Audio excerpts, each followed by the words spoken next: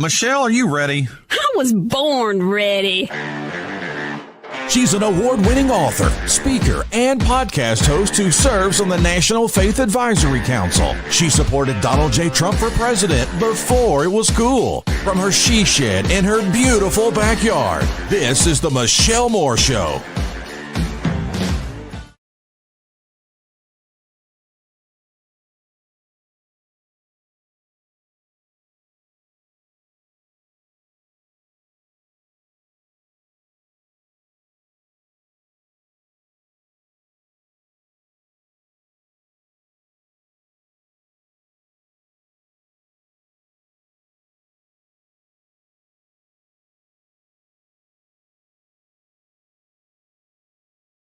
When I was in Washington, I had a great ally whose name was John Edward Hurley. And John Edward Hurley was giving a lecture at the Smithsonian Museum on Southern culture. And in the middle of the lecture, a young gentleman, approximately 25 years old, popped up in the middle of the audience, interrupted his lecture, and he said, "Why is Southern culture relevant to me?" And John Edward looked sternly down his glasses at him, and he said, "Young man, culture is the integration of the divine in everyday life." And I love that. Only John Edward, he delivered it with a much deeper Southern accent that I can do. And when I think about what do we need to build a great governance system, what do we need to build a great financial system, one of the critical questions is who enforces. And the reality is, if you look at where our wealth comes from, all of our wealth comes from life. It comes from raising strong and healthy children who grow up and go off and do something or build family enterprises or invent new things. But it comes from a healthy culture. And I've always wanted to come to Hillsdale, and I've heard about it. We have members of the Solari team who've come here. One, in fact, who came to see about going to college here. And so I've always wondered about Hillsdale, but as I've had the opportunity, and I have to thank Matt, who's done a great job of, Matt Bell, walking me around, as I see what's going on here, there is a profound understanding of the importance of building a healthy culture and of building the kind of culture that could support a great governance system and a great financial system. And it's really, I just want to thank you all for allowing me the opportunity to speak to you today, but to visit Hillsdale, to get a little bit more to know what you're doing, and for supporting Hillsdale, because you are supporting real solutions. We have to, when I was assistant secretary, the secretary said, "How are we going to solve this?" And I said, "You have to solve it by raising kids right, one kid at a time." And he said, "Oh, that takes much too long." So I want to thank you for investing in enduring solutions at Hillsdale. So one of the things we say at Solari is there's an official reality and then there's reality. And you need to know both.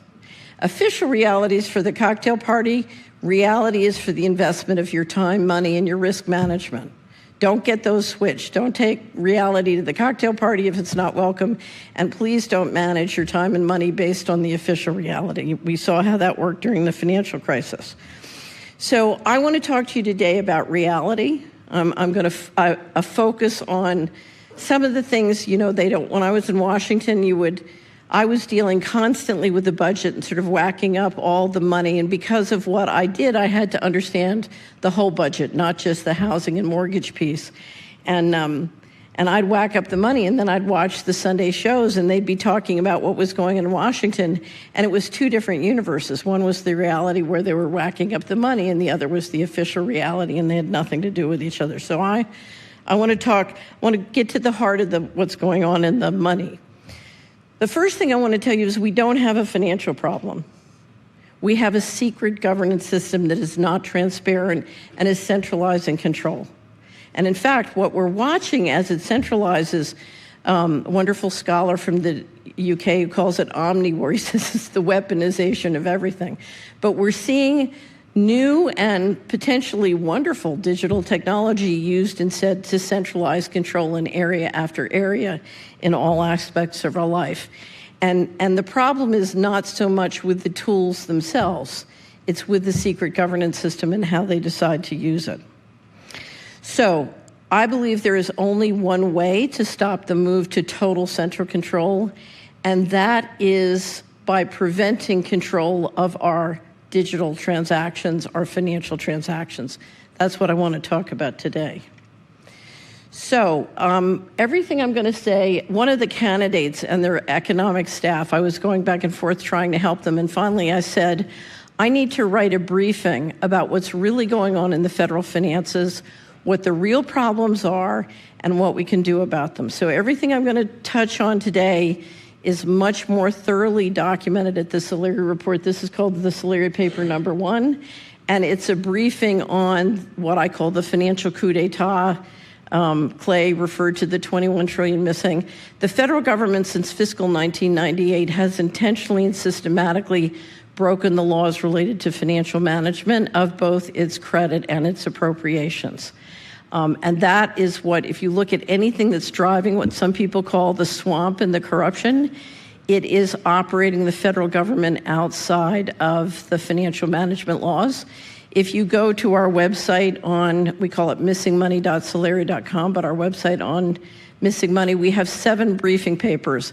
I finally despaired of the journalist community understanding how the financial laws of the United States government work. So we spent a year and we wrote 7 briefing papers on what are the monetary and fiscal laws of how the federal government should be operated. And in fact, it's a remarkably good infrastructure, a remarkably good legal infrastructure if we would only follow it. Sometimes reformers tell you we need new laws. No, we don't need new laws. We simply need to enforce the excellent laws we have, starting with the Constitution. Anyway, so that is there if you wanted a resource and you want to dive deeper. So I want to tell you a story, and I'm going to use a video to do it. This happened to me in 2000, and it's when I really got to the gist of the problem of why we couldn't turn things around politically. So I'm going to tell you the red button story, but I'm going to start with a video. So go ahead if you could play that.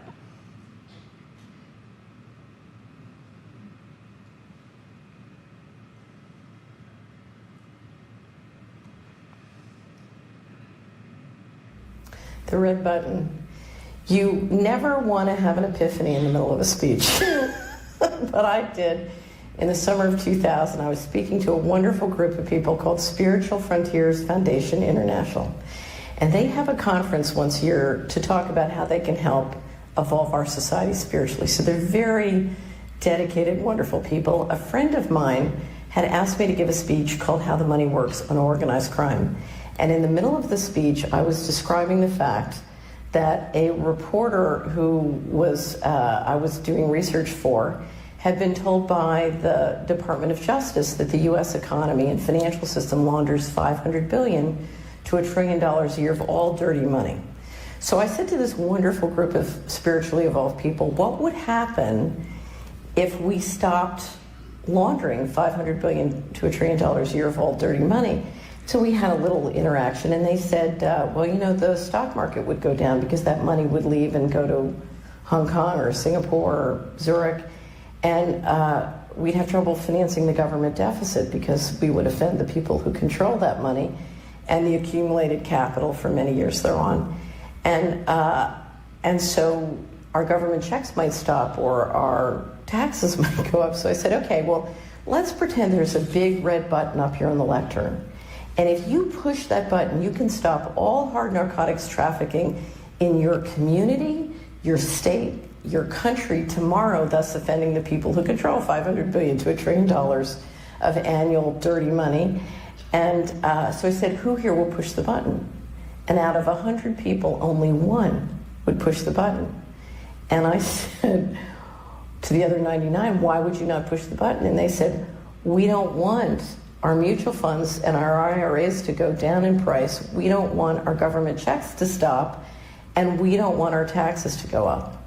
And so that's what I call the red button problem.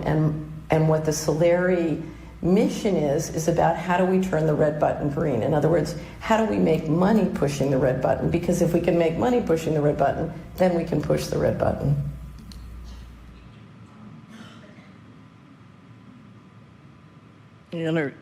we're getting back to the slides. Okay. So the president's going to return to the Oval Office on January 21st. And he's going to, his political Karl Rove kind of guy is going to turn to him and say, go ahead to the next slide.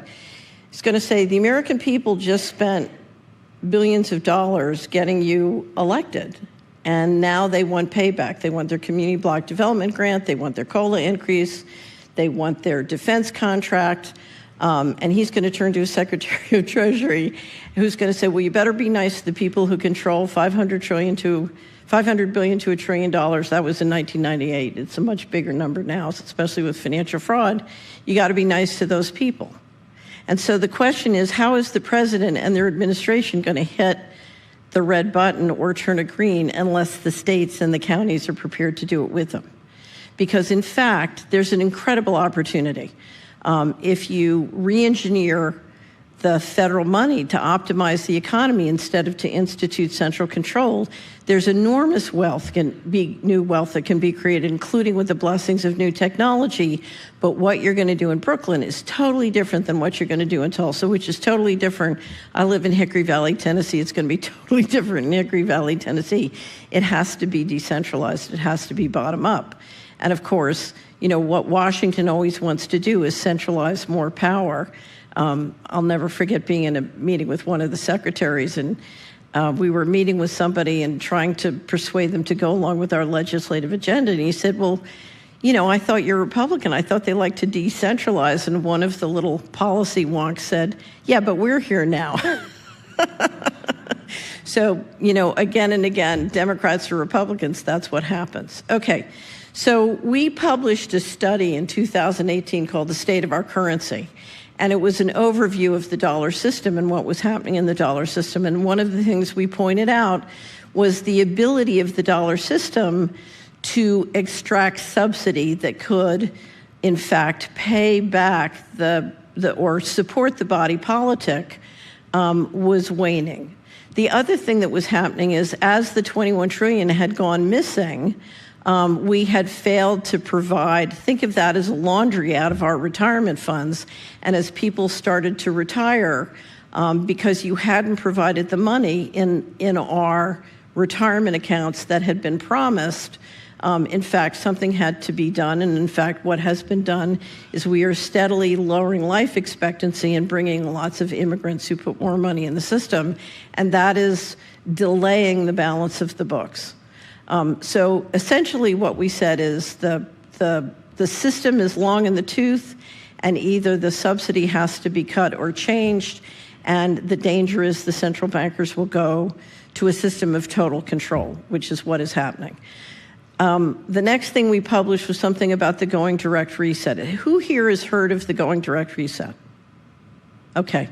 The World Economic Forum calls it the Greater Reset, but in fact, in the August of 2019, the central bankers met at Jackson Hole, where they meet once a year, and they reviewed a plan prepared by a group of retired central bankers through the BlackRock Investment Institute that laid out a plan on how you would reset the global financial system.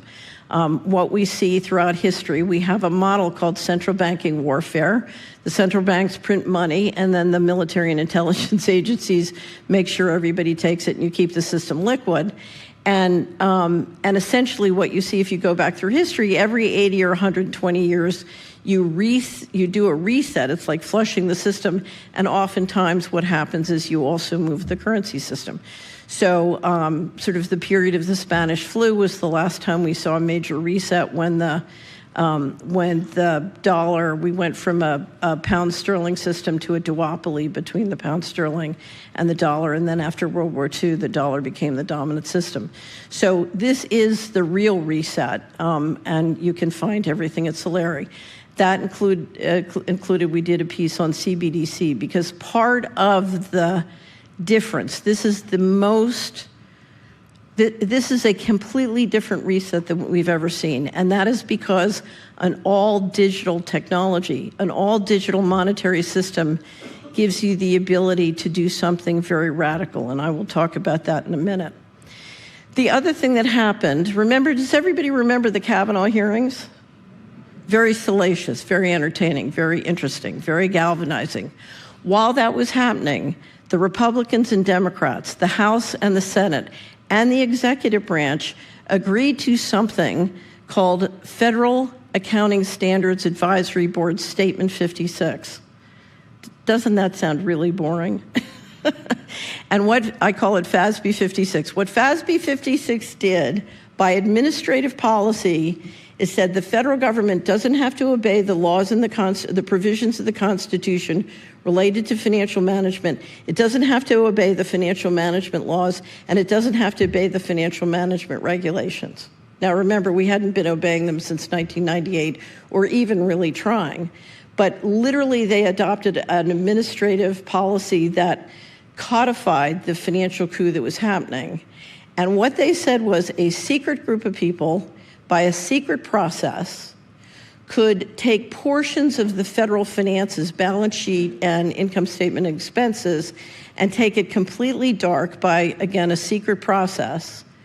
And if you bring in the classification laws as well and the waiver powers of the National Security Director, that not only applies to the 24 covered agencies and 100 plus commissions, panels, and other organizations of the federal government, it also applies to the big banks and defense contractors who do business with the federal government.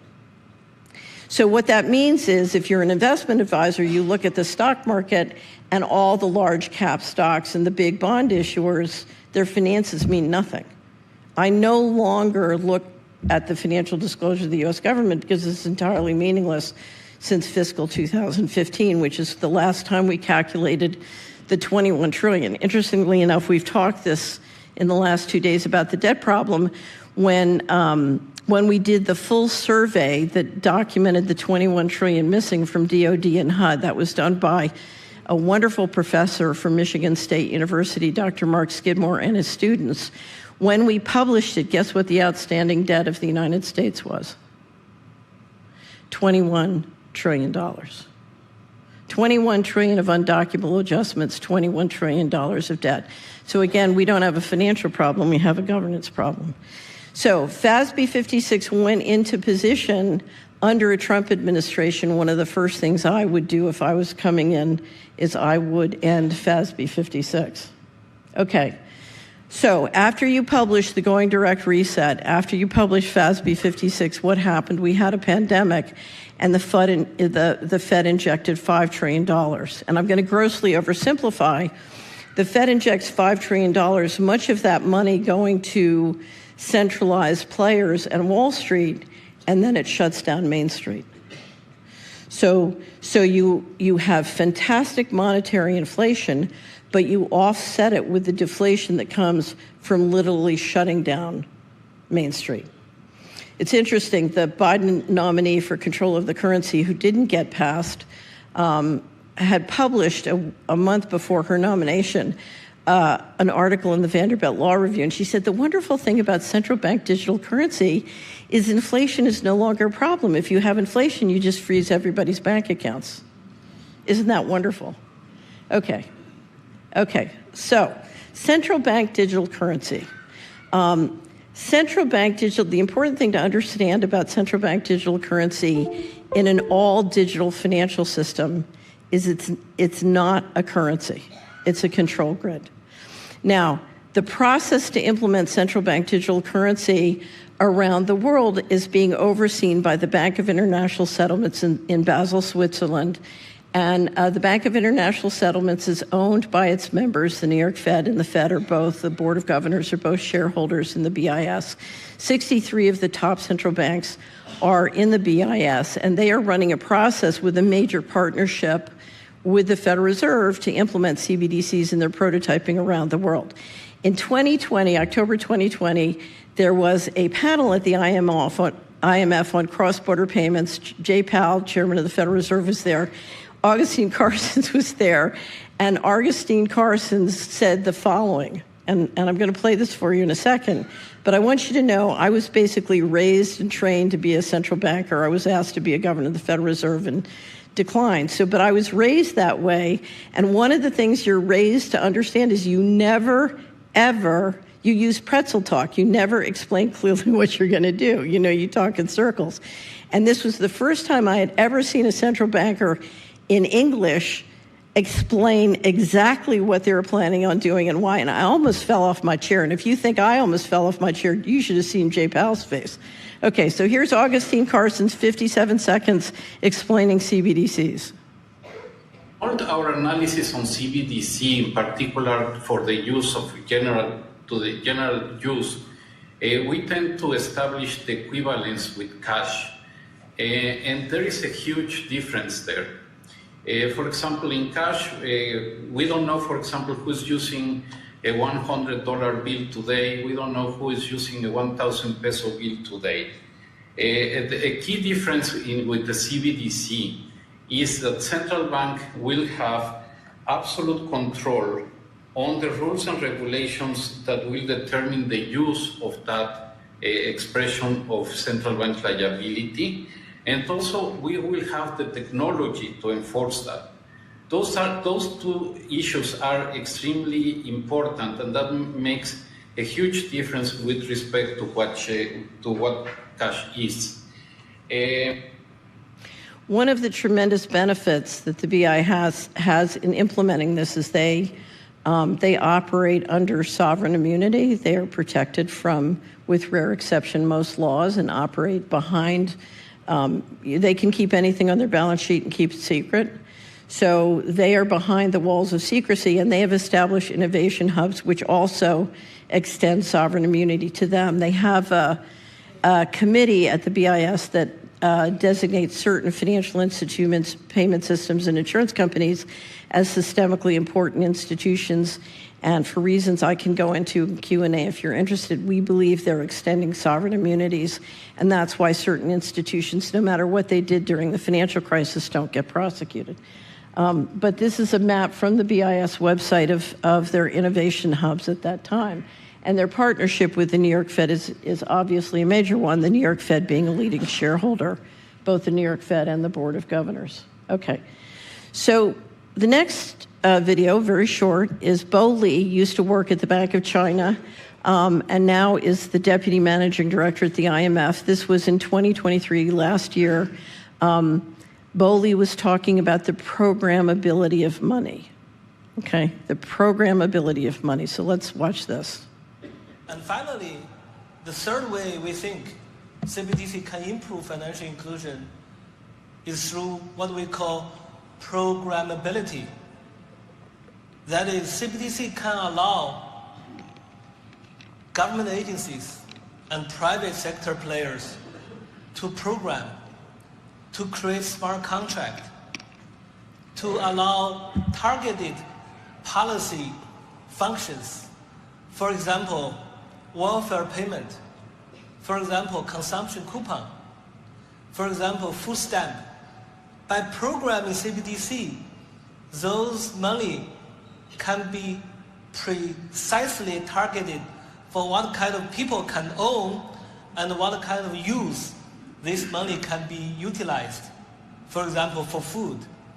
So this potential programmability can help government agencies to precisely target their support to those people who need support.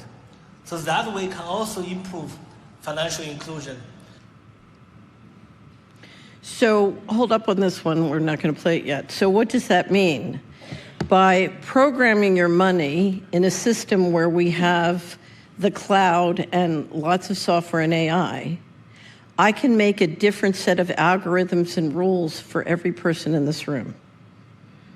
I can track you. It's the equivalent of putting, round-the-clock Stasi teams on you, but they're software bots and they're AI.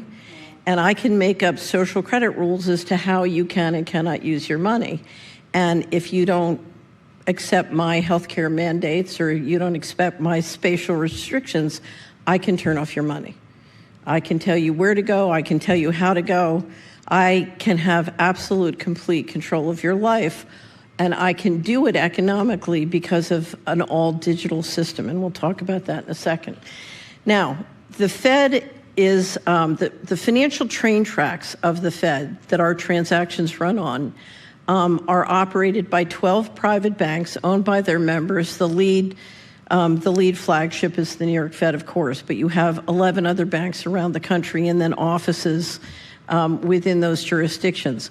Those banks are run by 12 Fed presidents. One of them is Neil Kashkari, who was at the Treasury under Hank Paulson during the bailouts.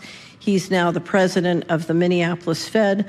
Last year, he was asked about CBDC at a conference at Columbia, and here's what he said. So go ahead and play that video.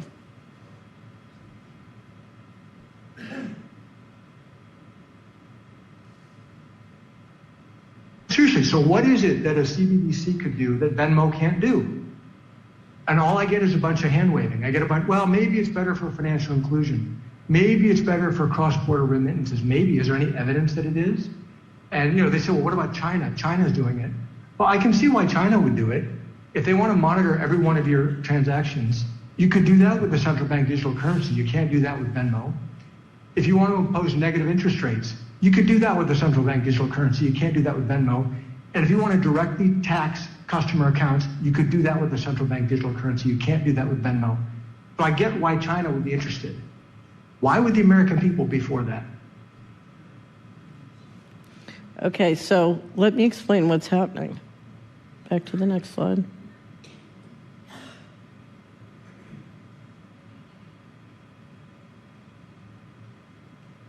Do I need to click that?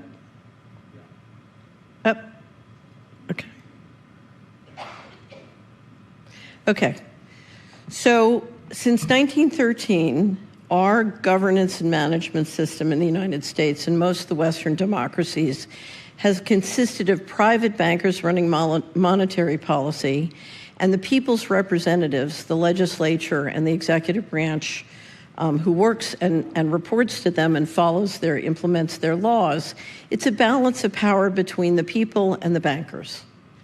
And that is how our republic has more or less functioned for many, many years. The process began after World War II to start to embed more and more secret avenues for secret money within the budget. That's where the trouble started. There's a wonderful documentary that made in the Netherlands 2 years ago called State of Control, and it explains sort of the whole history if you're interested, and there's a lot of history at missingmoney.solari.com. But suffice it to say, what has happened is, and it started in 1997, in my opinion, and the planning started before then, a decision was made by the central bankers to literally assert control of the entire fiscal line.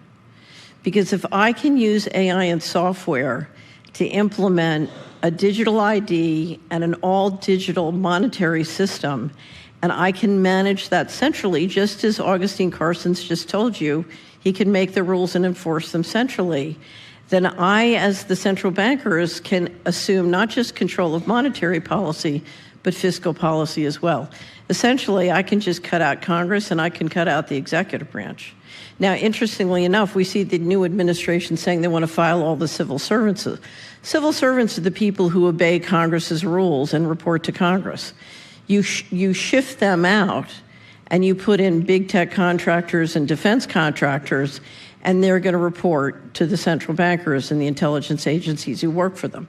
So when I was Assistant Secretary of Housing, I used to have month-long fights with the defense contractors to get the data I needed to just see if my programs were in compliance with the law or get them into compliance with the law. I have story after story of my war with the big corporate contractors. In 2012, when the new populist government came in and wanted to change policies, they discovered their taxes were collected by private contractors who reported to the ECB, and they couldn't control their own tax collections. And that's what happens when you use digital technology in an all-digital monetary system to literally institute money that can give the central bankers at a very central level complete control of fiscal policy. That is the danger, not just of CBDC, but of a private system that does the same. So we see people talking about, well, let's use currency. Let's use private crypto. Interestingly enough, the central bankers still have legal obligations of transparency to the Congress, they are a creature, they were created by Congress. They have transparency obligations, and Congress can still change their authorities and powers. And before this system rolls out, the central bankers would love to take the Fed wire private and do this all privately. And that is even more dangerous and much worse, because then you're talking about parties running it on a private basis that have absolutely no obligations under the Constitution to the people or their representatives. So at the heart of this debate is who's going to control the fiscal line, taxation, who's going to control taxation, and how our money is spent. And I assure you, if you love freedom, you want to make sure the people's representatives continue to lead and manage the fiscal line of the House. And that is why you want to stop a digital ID and an all-digital monetary system, whether it's a public crypto, CBDC, or private. So let's just look at the next slide. I call this the 12 steps to total control. If you walk around your life is being digitized. Your equipment in your home is being digitized. Your car, I just rented a new car. I had to put Post-it notes all over the front. It was so digitized and flashing at me. But your transportation is being digitized. Now the BIS is running a process to create a complete inventory on all the assets in the world, digital assets, and they're going to tokenize them. We have smartphones, telecommunications, surveillance. All of these can be very invasive, and it's amazing. I spend so much time in my life with people saying, well, I can live with a smart meter. It's really not that much of a big problem. Or I can live with I like my smartphone. It's really convenient. And, why do you make such a fuss about QR codes? They're irritating, but I can live with QR codes. Here's the thing on all of those things. The problem is not each individual one. The problem is the day you implement a digital ID and you implement an all-digital monetary system, guess what? It synthesizes into one integrated system, and your home, your car, your community become a digital concentration camp. So let's go back and look at what the pandemic looks like. If I say you're going to lock down, and you can't leave your home except on Tuesday and Thursday to go grocery shopping, your money won't work outside your home. If I say, I don't want you driving anywhere, I can turn off your electricity, or, I can stop your electric car from working. Some people say you can turn it off remotely. So I have extraordinary control. If you misbehave, I can cut or turn off your money. So we all know the story of the Canadian truckers. We're talking about building a system that allows the Canadian truckers to, Now, when the World Economic Forum says it's 2030 and you have no assets, how are you going to operationalize that? Well, I'll tell you how you're going to operationalize that. If you have total financial transaction control, you can pretty much figure out how to inflate anybody's assets or even take them. I often have people say, well, I have no assets, I don't really care. I say, you have kids. They can take those kids away, or they can mandate where they go to school, or they can mandate their health policies. Okay, so what can we do? There's a huge amount we can do. I dare say if I collected up every portfolio and every retirement savings fund in this room, of everybody sitting here, if we could create an aggregate balance sheet and financial statement, guess who's financing the control grid? We are. We're investing in the companies building the control grid. Of course, our taxes are financing the government to build the control grid. If you look at the banks we deposit our money in, we're banking. The bank that did all the Madoff fraud and was in complete control of the Madoff fraud, we keep banking with them. Our message to the companies building the control grid, who are really running the government is, as long as we get cut in for a piece of the action, we'll support you. Okay? Now, I have to tell you, if everybody got up tomorrow and said, the New York Fed is leading this, we are pulling all of our money out of the New York Fed beds tomorrow, we've had it, there would be a revolution. I can't tell you how much power we have as individuals. Control and freedom happen one person at a time. And if you go through your balance sheet and your financial statements or your actions, so if you come into Solari, one of our taglines is, Who's your banker? Who's your farmer? Where's your money? And are you supporting your local sheriff? Okay. The powers not delegated to the federal government are reserved to the states, and that is a provision that every country in Europe, I spent a lot of time networking and working in Europe. I live in Europe half the year. They would do anything to have our Constitution. They are so jealous. But the powers not delegated to the Federal Reserve are reserved to the states, and the states have the power to do a great deal to stop this, and they are acting and they are moving. And a lot of the freedom fighters at the state level are very enthusiastic about what's happening in terms of the Republicans taking control in Washington, because that gives them far more support to do something. So we have a real window of opportunity. We just published something called What the States Can Do, Building the Legal and Financial Infrastructure for Financial Freedom. We have a memo, and all of these were produced and written for state government officials and legislators. What is financial transaction freedom? What threatens it? And what can we do about it? And why a sovereign state bank would be good for Tennessee. A wonderful study by Richard Warner, top academic scholar in the world, I believe, on central banking and banking. There are many solutions, and there are now people in states who know what to do and are doing that, and they need your support. And I have to tell you, if the freedom fighters at the state level can get your support, and here's what it's going to come down to. We did a backcasting on this layer with a group from anybody here from Idaho? From northern Idaho? They have the most wonderful legislators in northern Idaho. We did a backcasting, and one of them said, look, I really want to support the Constitution, and I really want to enforce the Constitution, but every year we send $1 to Washington, and then we get $1.19 back, and my constituency wants the 19 cents. And that 19 cents buys us out of the law, outside the law, which is why I say instituting the financial management laws is one of the most, if we want to be serious about turning the swamp, that's item number one. I just had a great meeting with Dr. Mark Skidmore. We were in Grand Rapids for a wonderful meet and greet. And he said, a lot of times I feel like I'm up here on the 50th floor doing window dressing, and down in the foundation, they're digging a hole and the building's going to fall over. So that's why we have to get deeply into where's the money and what we do about it. Okay. So we were talking about currency, but I want to leave you with this message. Because remember, we don't have a financial problem. What I will tell you is if we were free to re-engineer the federal flows and come back into compliance with the law, particularly with the blessings of new technology, the wealth on this planet could be so many multiples of what it is now. The words cannot express to you how expensive tyranny is.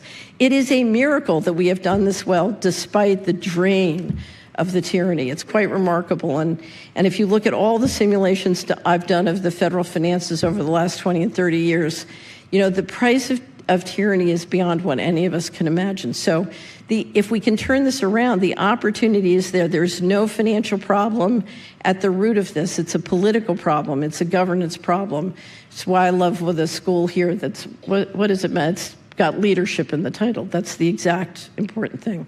But I want to leave you with this quote, which comes from a Swiss doctor who's trying to build parallel new systems in Switzerland. He says, the currency of the future will be relationships of trust. So I litigated with the Department of Justice for 11 years, and when it started, they tried to cut off all my income and all my credit and take all my assets. It was quite a war. And I had an uncle, and I sold him a piece of our family farm to finance some of the attorneys. And sure enough, the inspector general calls him and threatens me. He says, your niece is a criminal and you shouldn't help her. And then, and they were asking for finances on her family farm. And he said, well, I'll give you all the finances, but I need a written letter from my attorney. I just want to make sure this is clean. So at 9 o'clock at night in Portsmouth, New Hampshire, they show up with 3 FBI guys and a guy from the HUD IG with a subpoena, just trying to scare him to death. So our family had a big meeting and said, should we cut her off?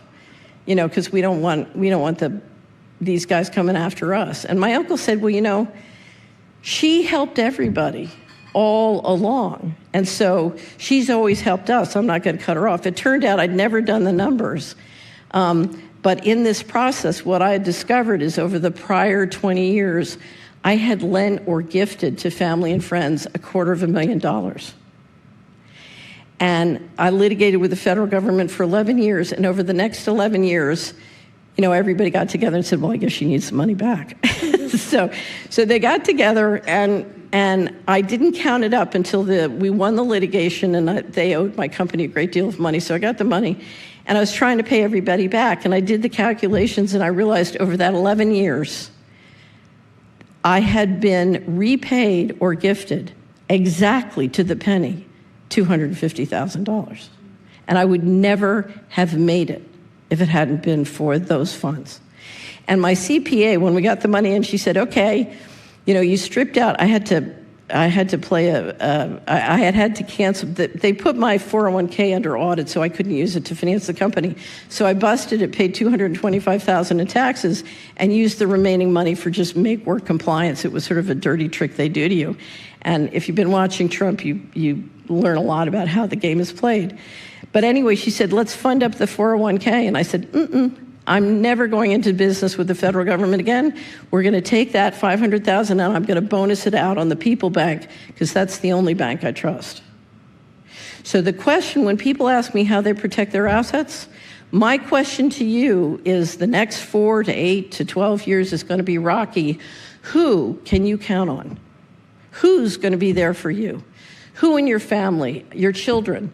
I used to have investors tell me, I can't, my financial planner says I need at least $25 million in my brokerage account, so I can't afford my kids to go to college. I can't help them, and I can't help them buy a house. I said, you don't understand who's going to be there, who you can count on. That's who you've got to finance. So are we financing the control grid, or are we financing the future of human civilization or freedom? If you're here, you're making a mighty contribution to the future of freedom because you're supporting Hillsdale. So ladies and gentlemen, thank you for the opportunity to be here today. Thank you for the opportunity to have this conversation. We have a little bit of time for Q&A.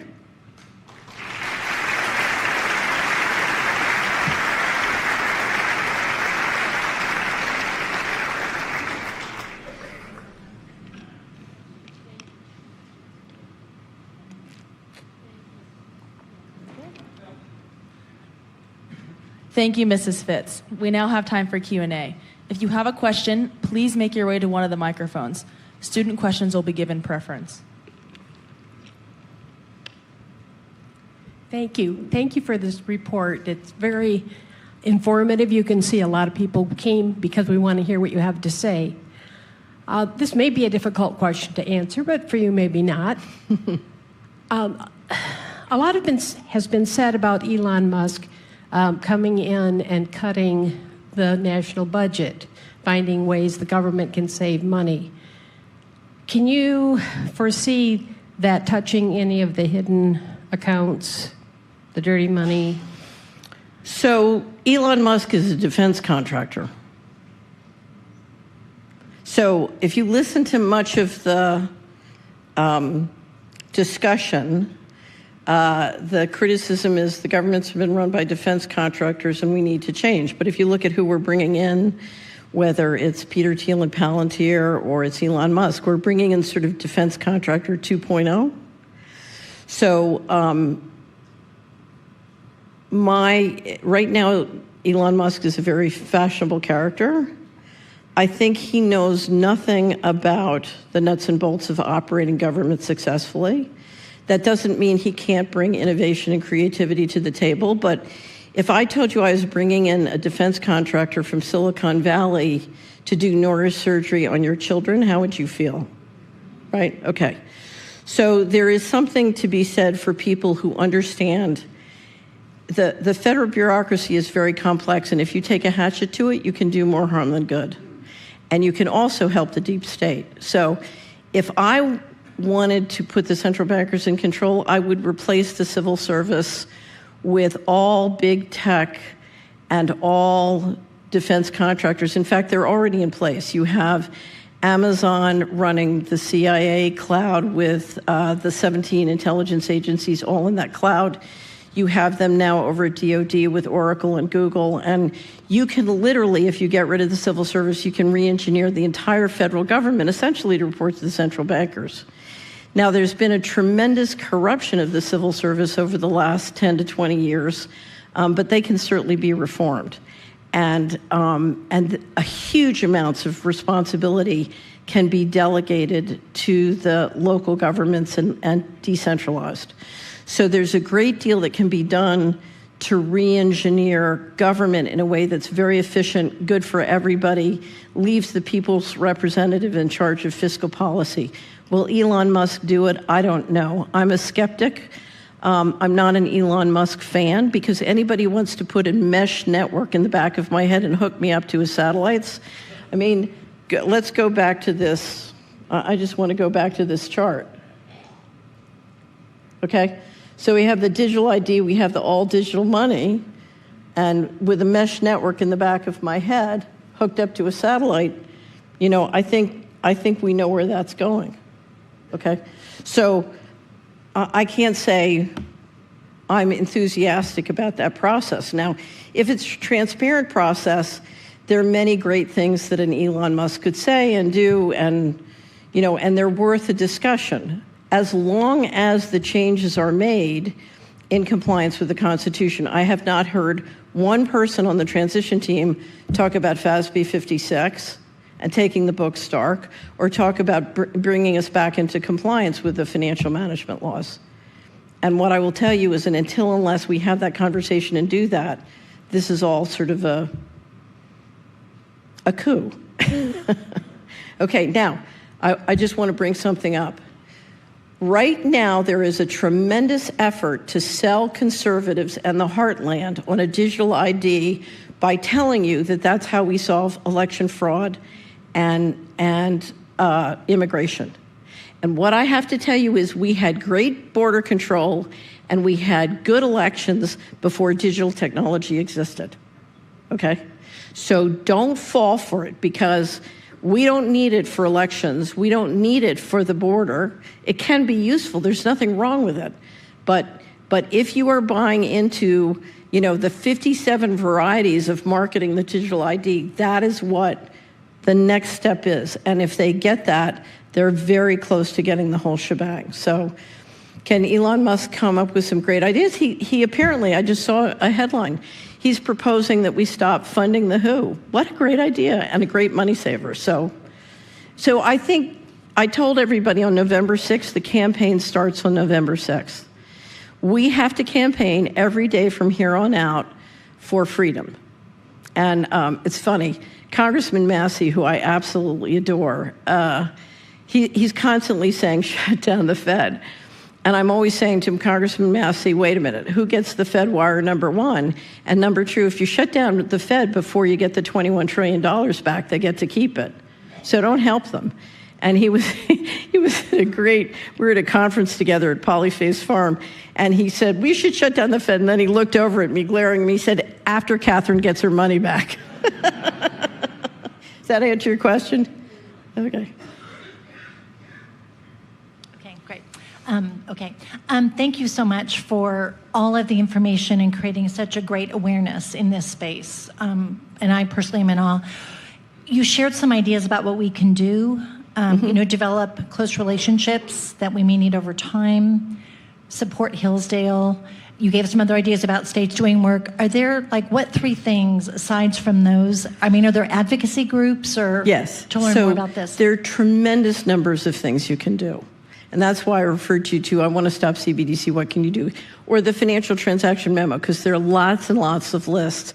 And it's important that each of us do what we're called to do and we feel comfortable doing. And there are many things. The first thing you can do is prayer. So I really believe in the power of prayer. And when this many people have to gather and work together, prayer really, it just really helps. So the first thing I would do is pray.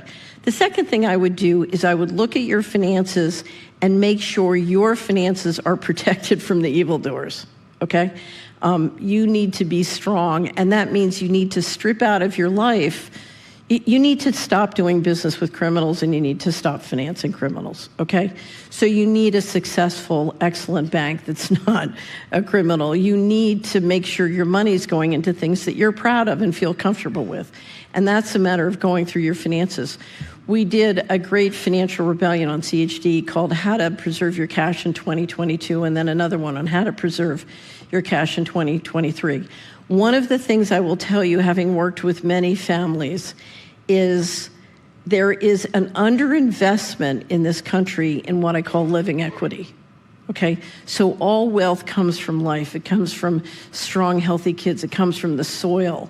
It comes from, the living things around us. And then it comes from great family enterprises that do something useful for many decades and generations and creates that wealth. And everybody has an opportunity in their life to invest in the living equity around them. So one of the most important things is how can you build a healthy local fresh food system? And that's not necessarily to make money, that's to make sure that you're not poisoned. The deterioration in the food system in this country is scary, and unless we build, healthy land, rebuild the soil, and really build up regenerative farming and local food markets. The last thing you can do is, we have a wonderful piece at Solari about how to get to know and support your state legislators. You have Cindy, can I pick on you? Where's Cindy? Cindy, where are you? Okay. I just had one of the most awesome meetings in my life with Cindy's daughter and her colleagues in Indiana.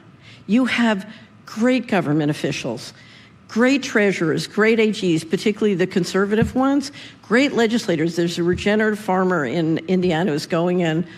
Fabulous. A great lieutenant governor whose dad was chaplain at Hillsdale.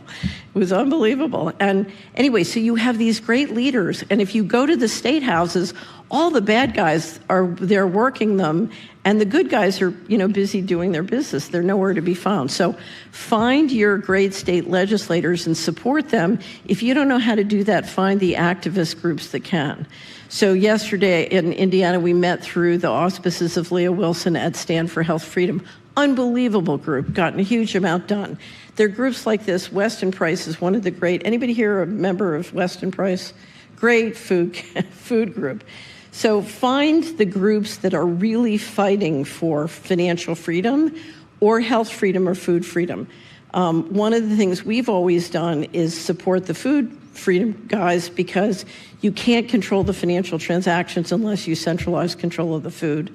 And unfortunately, if you get financial freedom, it'll give you complete control of the food. So anyway, there are hundreds of things. I would access those resources. But again, do the thing that you're most called to do and is energizing for you. And I assure you, these ideas can keep you busy because part of the thing is, if I call it Operation Pushback. In 2020, we said, something's wrong, but we're afraid. In 2021, we said, something doesn't sound right. In 2022 said, okay, we're going to take action.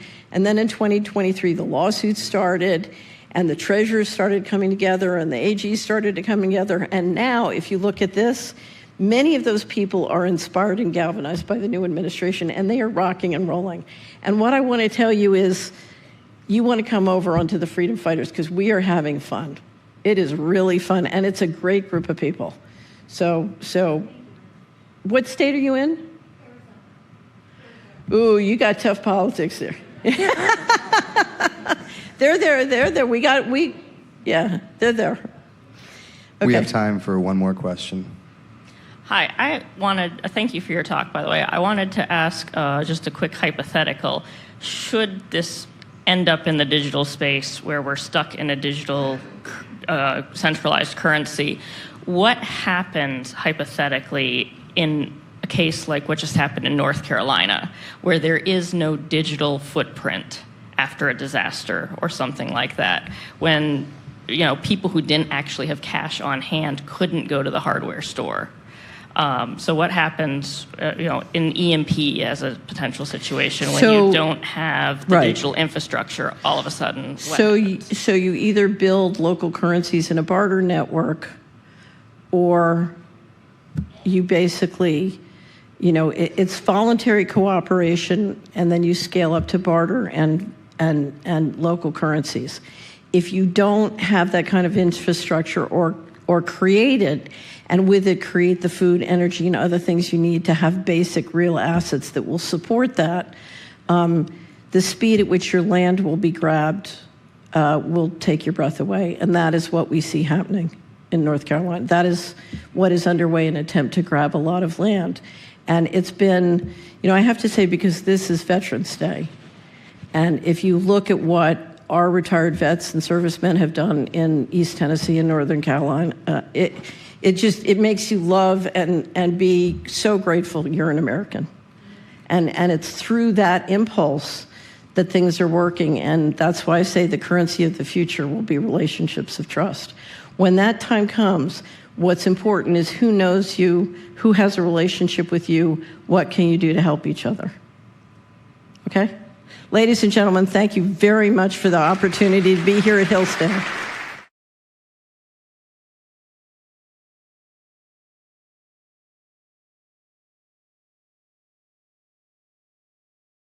Toxic chemicals are everywhere, even in products we've used for generations. Now, there's a replacement solution, Godly Granny. Godly Granny products are nutraceutical, clean products with purpose. All our products, like skin creams, bath bombs, lip scrubs, deodorants, and more, are free of the Godly Granny 5 Dirty Dozen list. That's 60 harmful chemicals many other companies use that you'll never find in our products. Go to godlygranny.com today. Be sure and use the discount code Michelle20 at checkout to receive 20% off your entire order. Trying to get healthier is full of can'ts. Come on, Grandma, come play. Come play with us, Grandma. I can't move. So you go to the doctor. Your body can't figure this out. So take this, and this. Because your body can't. But is it true your body can't? Maybe your body can. All you need is a little support. Wave Watch is a wearable device that uses sound wave therapy to help your body heal itself. Studies are showing that all cells in our bodies resonate at unique frequencies, and specific sounds can stimulate them. Your body can deal with pain, so you can play hard.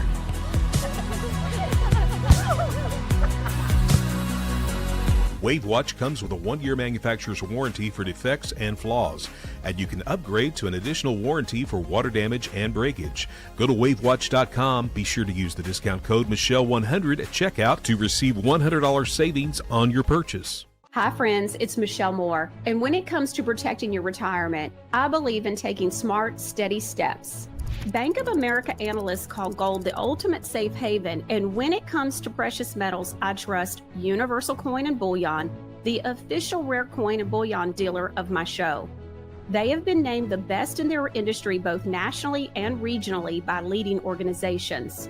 Consider a gold IRA, a time-tested way to diversify your portfolio with real tangible assets, which lets you move a portion of your retirement savings into physical gold, helping protect your wealth from inflation, market swings, and economic uncertainty. And Universal Coin and Bullion makes the process easy. From rollovers to delivery, they walk you through every step, even if you have one with another gold company. Protect what you've worked so hard to build from the team that I trust, Universal Coin and Bullion, at 800-321-8700, and make sure to tell them Michelle sent you.